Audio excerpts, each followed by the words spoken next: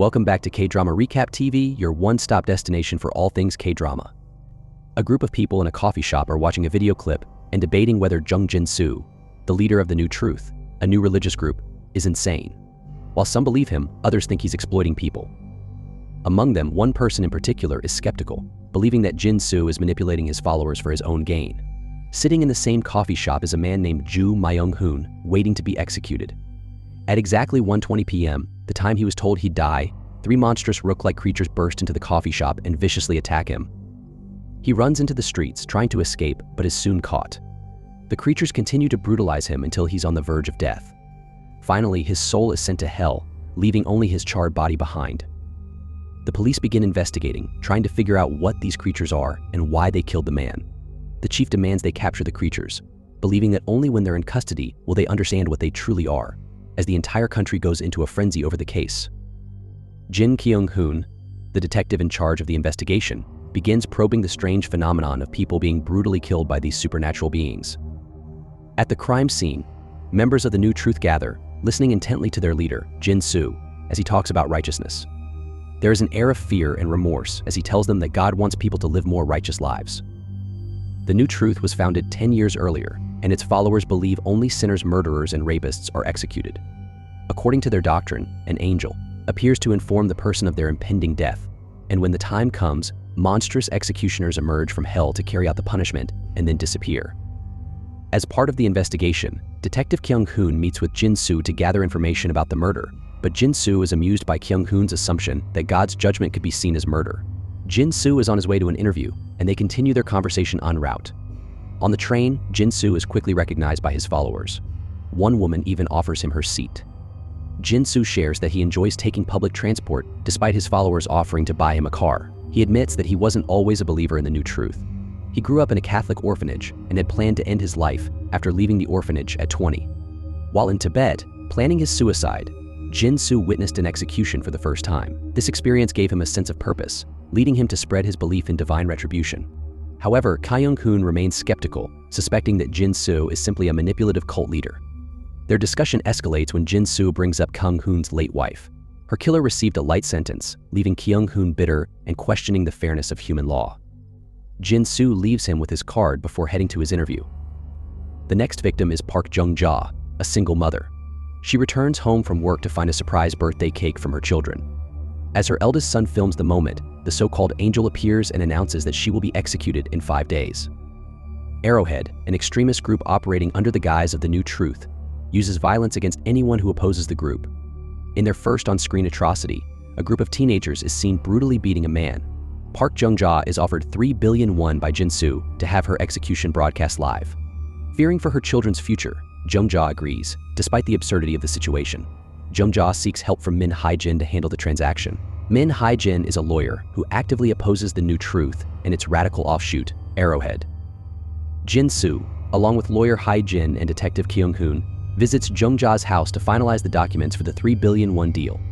Ever manipulative, Jin-soo probes into why Jung-ja is being executed, questioning her about having 2 children from 2 different absent fathers. He insinuates that her execution is due to having affairs with married men. However, Jung-ja is unfazed by his judgment. Her only concern is a good life for her kids. As Jung-ja's execution day approaches, the Arrowhead group discovers her address with the help of an officer assigned to the case who supports their cause. However, Hae-jin acts quickly, removing Jung-ja and her children from their home and arranging for the kids to be sent abroad. Protesters gather outside her home, demanding repentance for sins they can only speculate about. On the day of Jung-ja's execution, major broadcasting companies gather to capture the moment. New Truth's funders hidden behind masks are given front-row seats to watch the brutal spectacle. The house is filled with people, all present to witness the execution. A countdown blares as Jung-ja sits awaiting her doom. The nation watches in stunned horror as the rock monsters appear and violently destroy her, proving to all that New Truth's doctrine is real. With public fear at an all-time high, the nation falls under the grip of New Truth, and Arrowhead thrives in this new era of judgment and terror. Meanwhile, Kyung-hoon discovers his daughter's involvement with the New Truth. Jin-soo has been manipulating her into seeking revenge on her mother's killer. Jin-soo tracks down the killer, suffocates him, and burns his body, leaving his charred body in an abandoned location, just as the Took monsters do. Jin-soo aims to convince Kyung-hoon and others that only sinners are executed. Arrowhead incites their followers to attack lawyer Hai-Jin and officer Kyung-hoon, believing they are opposing God's will and executing sinners. Hai-Jin is soon caught and beaten into a stupor. Her sick mother, who was with her, also died from the beatings. Kyung-hoon doesn't escape the assault either. Jin-soo's truth is revealed. Jin-soo had received a judgment 20 years ago and was fated to be condemned. He tells Kyung-hoon that he had never committed a sin in his life, so he doesn't fully understand why he was sentenced to hell. Despite knowing the truth that not all Hellbound are sinners, Jin-soo built new truth on the lie that fear is the only path to righteousness. As the clock ticks down on Jin-soo's life, he confronts Kyung-hoon with a choice record, his execution, and expose the lie, which could cause mass panic and could also lead to the arrest of Kyung-hoon's daughter for being an accomplice to murder, or remain silent to preserve the fragile. Kyung-hoon chooses silence, watching helplessly as Jin-soo is taken to hell. Meanwhile, Jin-soo had ordered the even more ruthless Kim Jong-chil, who is set to become the new chairman of New Truth after his death, to kill Hai-Jin, as she also knows the truth about him. Kyung-hoon is left carrying the burden of Jin-soo's dark secrets, questioning the true nature of sin and judgment. 4 years after Jung-ja's demonstration, society has entered a new era. New Truth has become a dominant force, with few daring to oppose them, even in secret. They've turned places like Jung-ja's house into sacred sites and built museums dedicated to God's divine intervention. Their operations are disturbingly efficient. Sinners are assigned numbers, and their demonstrations are staged for maximum exposure and views. They've even instituted a program to reform the children of those sent to hell, treating them as though they are tainted. However, some sinners attempt to face their demonstrations in secret, while others take their own lives before the day of judgment. One man, in particular, who committed suicide was resurrected at the time of his demonstration and faced damnation in front of his family and friends. For the most part, New Truth remains unchallenged, with public support driven by fear. However, not everyone submits. One bold individual willing to confront New Truth directly is Bae Young-jae. While working as a producer on the New Truth documentary, he shocks his colleagues by openly challenging Deacon Yoo-ji, accusing New Truth of controlling every aspect of the film. Young-jae calls out the culture of intimidation and condemnation, comparing it to hell. It's a fair criticism, but it doesn't sit well with Yoo-ji, a trusted subordinate of Jung-chil. Jung-chil, in contrast to Jin-soo, is a bold leader who delights in the influence and pageantry of his position. As chairman of New Truth, he's taken the organization to new heights, controlling the government and media. They even have their own broadcast station, where demonstrations are meticulously staged. The sinner kneels before a mural of Jin-soo and children in a flower field, while Jung-chil, dressed in robes, puts on a theatrical display to further humiliate the sinner in front of a horrified audience, including their family. Of course, no oppressive regime is complete without an underground resistance, and in this case it's Sodo, a secret organization that helps the Hellbound disappear before New Truth can stage public demonstrations. They also assist in disposing of the charred bodies before New Truth can get their hands on them and protect the bereaved from being stigmatized. Here's the first major twist: Hai-Jin is alive. After surviving the Arrowhead attack, she's gone underground as the leader of Sodo, becoming a hardened fighter in the battle against New Truth. In the 4 years since, she has transformed into a formidable force. Now unrecognizable with a short haircut, a scar, and impressive combat skills, Hai-Jin is determined to bring New Truth down. In this tense atmosphere, a shocking revelation emerges, threatening to unravel everything New Truth has built. Young-jae's wife, Song So-hyun, has just given birth and is still in the hospital with their newborn. She records a video message for Young-jae, but accidentally captures an angel delivering a prophecy that her newborn baby is bound for hell in just a few days. New Truth has carefully constructed its doctrine around the idea that sin is a choice and can be avoided through effort. If the public learns that an innocent baby is condemned to hell, it would destroy their belief in New Truth, God, and their entire understanding of the world. This chilling turn of events propels the gripping second half of the story, where the true horror begins to unfold.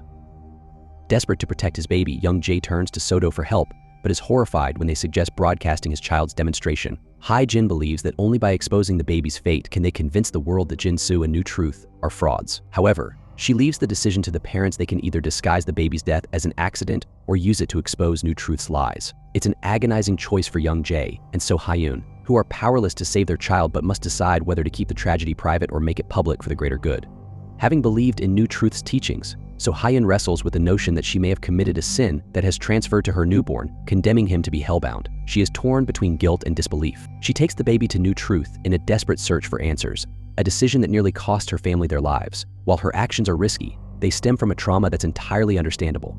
Hai-Jin arranges for the family to hide with a hellbound man living in a rundown apartment complex. It turns out to be none other than the obnoxious Arrowhead broadcaster, Lee Dong-wook, who appears far more ordinary without his loud persona. As a devout follower of New Truth, Dong-wook grapples with his own fate, questioning what sin he could have committed. After seeing the baby's fate, he starts to believe he might be innocent too. However, his unstable personality makes him unpredictable. Despite being condemned, Dong-wook remains a believer and interprets God's will in a way that spells danger for young Jae, So Hyun, and their baby.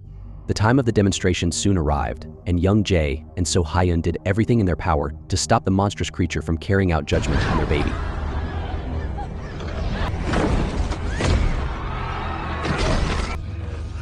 When they could no longer hold on, they decided to be executed with their baby, placing it between them in a tight embrace. Meanwhile, Dong-wook is manipulated by New Truth into revealing his location so they can take the baby away and prevent its execution from being witnessed by the public. However, they arrive just as the demonstration ends.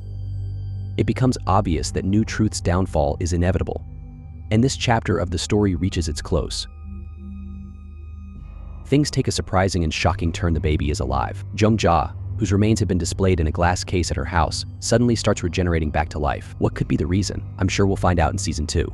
As we wait for Judgment Day, let your thoughts be heard. If you enjoyed the video, give it a thumbs up, share it with others who need to know, and subscribe for more recaps. Don't forget to comment below. Let me know what you think about the chaos and what you do if you got a decree from beyond. Stay tuned for more.